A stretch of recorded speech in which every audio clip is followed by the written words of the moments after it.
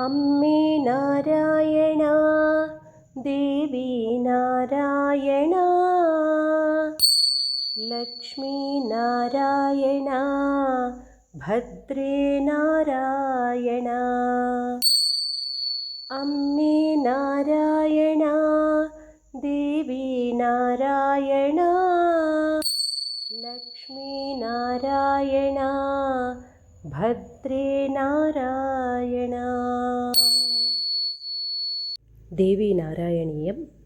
दशकं 3 महाकाली अवतारम्। जगत्सु सर्वेषु पुराविलीनेषु एकार्णवेशेषतनौ प्रसुप्ते हरौ सुरारी मधुकैटभाख्यौ महाबलावप्सु विजहृतुर्दौ समासहस्रं यतचित्तवृत्ति वाग्बीजमन्त्रं वरदौ जपन्तौ प्रसादिताया असुरौ भवत्याः स्वच्छन्दमृत्युत्वमवापतुस्तौ एकाम्बुधौ तौ तरलोर्मिमाले निमज्जनोन्मज्जनकेलिलोलौ यदृच्छया वीक्षितमब्जयोनिं रणोत्सुकौ चतुरिग्धगर्वौ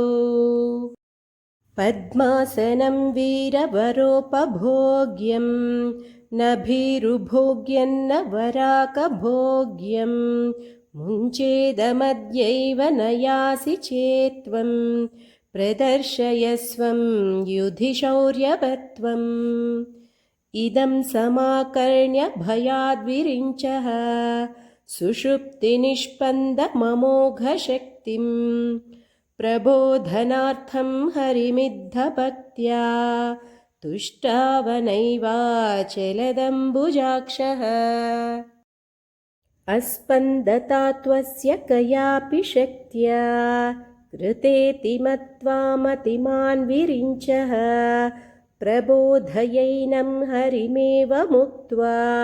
स्तोत्रैर्विचित्रैर्भवति मनौषीत् नुतिप्रसन्नाब्जभवस्य तूर्णं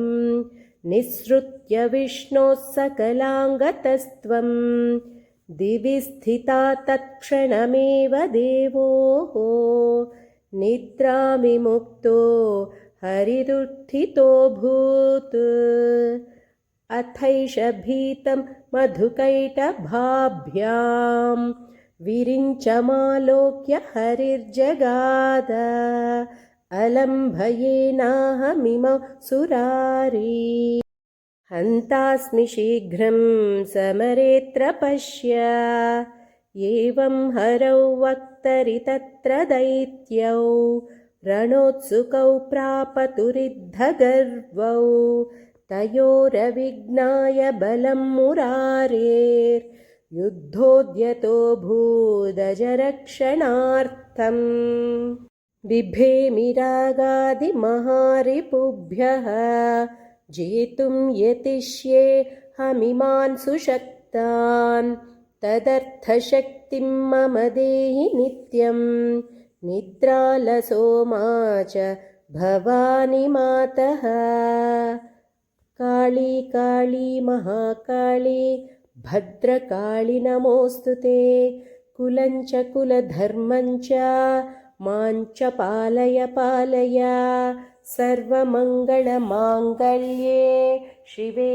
सर्वार्थसाधिके शरण्ये त्र्यम्बके गौरि नारायणि नमोऽस्तु ते। जय आदिपराशक्ति की जय।